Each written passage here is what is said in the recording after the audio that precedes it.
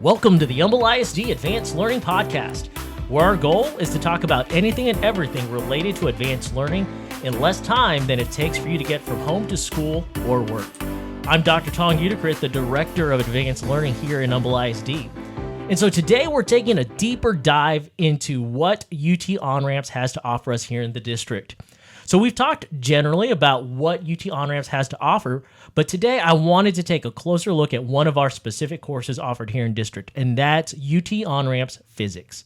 Joining me for the conversation is UT OnRamps Physics instructor Glenn Taylor from Kingwood Park High School. Thanks, Glenn, for joining me today. I'm glad to be here, Dr. Udicrit.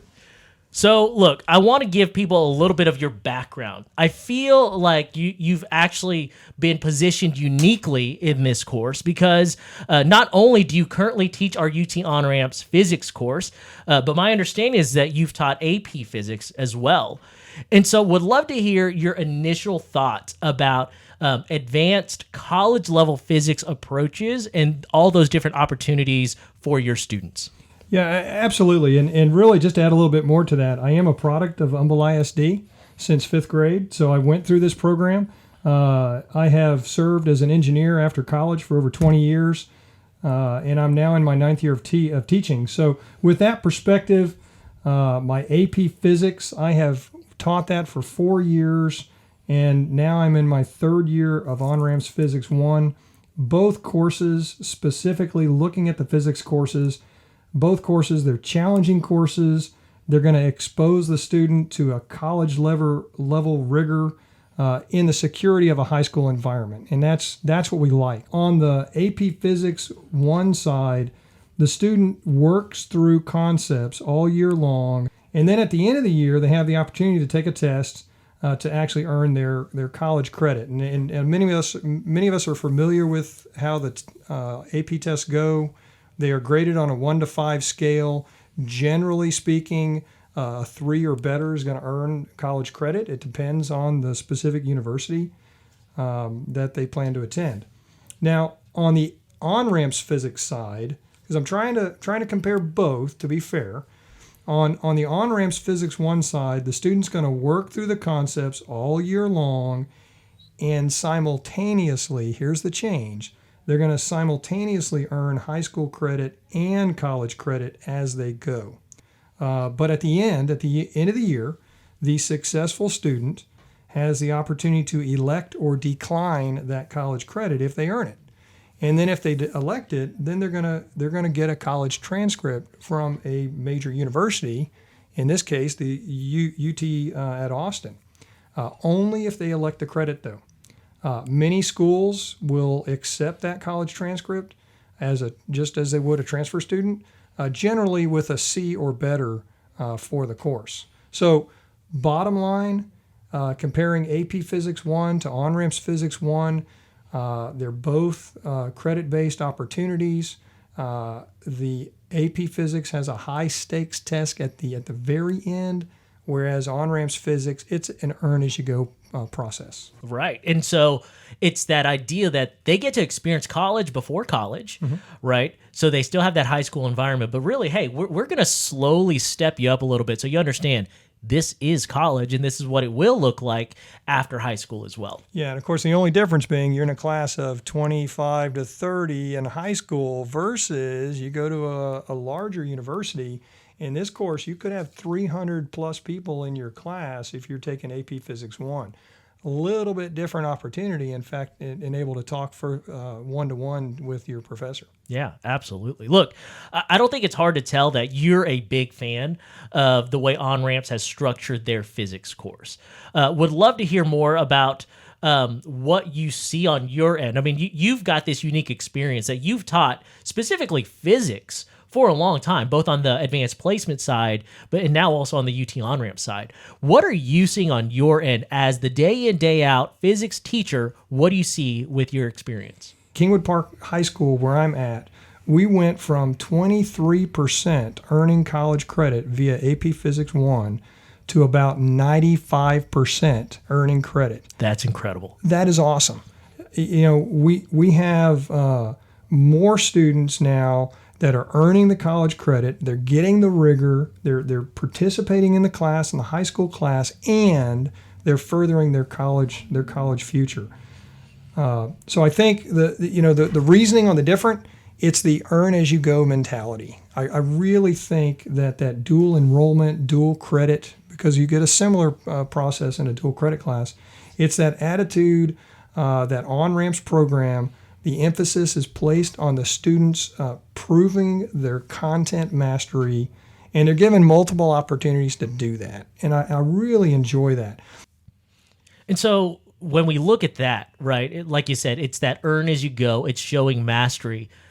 How is that different than what you saw when you were doing AP Physics? In the statistics historically, only about 40% of those students worldwide are earning college credit with a 3 or better. That's a pretty low average. And so one of the things that kind of motivated me, there's got to be a better way to do this. So I started reaching out and looking at, well, let me compare what we're doing with our AP Physics I program at Kingwood Park High School at the time, and let me go over to Lone Star College and see what they're doing. And I sat across the table from the PhD, and we compared our curriculum. And I remember the PhD teacher telling me, wow, your course is 10 times harder than what I'm offering here at Lone Star College. When I heard that, I had to step back and say, there's got to be a better way to do this. Here I'm teaching a very rigorous course in AP Physics I. The students are participating. I had great numbers, but they weren't earning college credit. And we came across OnRamps Physics I, and I jumped at it first chance I had. Well, and I love that, right? Like I love the clarification that this is not about what's good, what's bad, what's better. Like ultimately the choices behind this is we want to make sure people are armed with the information that they need, right? But how telling is that you're able to say you sat down with a college instructor that does give college credit outside of all of this, and they're like, man, that AP course, it's tough, it's rigorous, it's up there, and even the national statistics or the international statistics prove it with that 40% pass rate. And ultimately, what we're seeing, right? If I remember what you said earlier, you went upwards of, I got to go back and make sure that I say this right, but you said you had upwards of 95% of your kids now earning that college credit, which at the end of the day, it saves time. It saves money, and ultimately, if they've mastered the material, and so they've learned. And they need to get the credit. And what do we tell our students if you get them through the high school class and they get that A, B, C, or whatever, and they feel like they're successful, and at the end of the day, they got nothing to show for it at the college level. And that was frustrating. Well, now what I'm finding is it's a pretty close approximation. The grade they get on the high school side, they can almost go and see their UT transcript, and it's almost the same grade most of the time. Yeah, well, and I love that alignment exists, right? Like that to me is that proof in the pudding that we are not far off of what we're doing in the class on the high school side and the college side, that our kids are learning the material at that level. So UT OnRamps is what we call a dual enrollment model, right? We talked about this where they really, truly have two people that are running this course. You on the high school side, but also a University of Texas professor. Talk to me about what that looks like for your students. So the fact that they see you pretty much every day or every other, depending on schedule. But how is having that UT professor side of it, that college side, what does that do in terms of class dynamics? How's that change some things? Yeah, and that takes some getting used to. They do get it. They understand that they're interacting with me almost daily, but they do have that opportunity to converse to UT, generally via email, and sometimes if needed, they have the ability to communicate via Zoom as well, via a video link. So really, there's not a change of how I run the class, other than really continually communicating the differences in the specific courses. The lecture has certain assignments that we do. The lab has certain assignments that we do. And it's just a constant reminder. Some students get it real quick. Some, they just need a little extra reminders. So I know that we do have some students and parents who they want to attend really selective universities, or maybe they don't really care about a selective university, but they have some concerns about not taking advanced placement, right? Can you give us a little bit of insight into what you've seen with, obviously you've transitioned away from advanced placement just from, at the very least, from the college credit side of things. But how do we address what's that message when we say a lot of parents, a lot of students are concerned that, hey, I'm used to AP and I've got some anxiety, some concerns about what does this mean that we don't have AP anymore? Yeah, and I think this is an excellent question because everybody needs to go in with their eyes open on this. Really, it's remembering its dual enrollment model. So at the end of the year, and this is the beauty of the enrollment model, the student gets to perform in the class all year long, and at the very end of the year, when they know what their result is, when they know what grade they have achieved, that is when they get to make a decision. So they don't even make a decision. They've made the decision to participate in the class. They've made the decision to do the college rigor, but they don't have to make the decision as to whether they're going to accept the credit or not until the very end of the year when they know what the answer is. Then we encourage them as part of that election process, that credit election process. Usually it lasts about a week. We talk to them, and this is OnRamps based. We go through an education of, hey, have you thought about what universities you want to apply to? Have you reached out to their universities to see what level, what physics class they will accept and what grade they will transfer in? Here's typically what that looks like. And we walk through that with them. Usually it's a C or better. And then we tell them, okay, now do your research.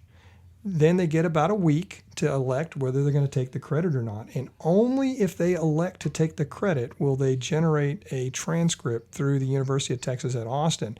And their transcript doesn't say OnRamps Physics. It says Physics 302K or Physics 102M, the lecture, the lab, and it's a UT Texas Austin transcript. So it looks just like a college transcript. And so from there, they then have the ability, they've hopefully done the research interacting with their colleges, then it becomes like a transfer. You transfer that into the college gives you the credit. Normally, transferring within the state of Texas, public institutions, no issues. Within most of the South, no issue. OnRamps has data that actually all the way up to the Northeast, Massachusetts, for example, has OnRamps or UT Austin transcript has been accepted. So it's not just a Texas thing. It's something that can be, but accepted across the U.S., but some diligence needs to be done by the student. Oh yeah, absolutely. At the end of the day, as with, I'd say the same things with AP or even our Lone Star dual credit. Your mileage is going to vary depending on where you want to take this credit to, right? So you've got to do your due diligence. But I love the intentionality built into OnRamps to build that time in where you can walk them through that process. Again, learning some of those soft skills that aren't necessarily physics, but they're college success skills that they're like, okay, I need to make sure that if I want to go to Georgia Tech, is Georgia Tech going to take this physics transcript, right? If I want to go to MIT, is it going to accept this transcript? And so walking the students through that, I think, is hugely valuable for them. What's a piece of advice that you'd have for students or parents who are listening to this? Look, maybe they've listened to our general UT OnRamps podcast. They're hearing about it. Now they're hearing specifically about OnRamps Physics. What's a piece of advice? You've been teaching OnRamps now. You've seen successes with your students. You've seen struggles in your students. What's a piece of advice for these students and parents? It comes down to, I think OnRamps, I think AP, I think dual credit, I think they all need to be options on the table. They need to be things that we here at Humble ISD offer. I think that every course is going to be different. If I funnel it down to Physics 1, which is an algebra-based physics, we're not talking calculus-based, algebra-based physics, which generally is known as College Physics 1, I think there's no better program than OnRamps. And it's because of the results. We are seeing students that are earning the credit. So And I love the OnRamps philosophy. And you mentioned it earlier in the podcast as we started out. It's allowing high school students the opportunity to experience college before college. That's great. That's what we're about here in advanced learning in Humble ISD, is getting that student successful, not for Humble ISD, for their next steps, be it college, be it military, be it the workforce. It doesn't matter. We want to get them ready to be a successful citizen in whatever endeavor they go to. And I think if you're taking Physics 1, OnRamps Physics I, it's got to be the way to go. Awesome. Well, Glenn, look, I appreciate you taking the time, making the drive out here from K Park. Appreciate your team for allowing you to be here. Look, that's all the time we have today with the Advanced Learning Podcast.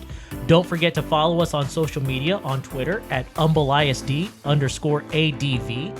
And also don't forget to like and subscribe so you can be notified when we drop a new episode talking about anything and everything related to advanced learning.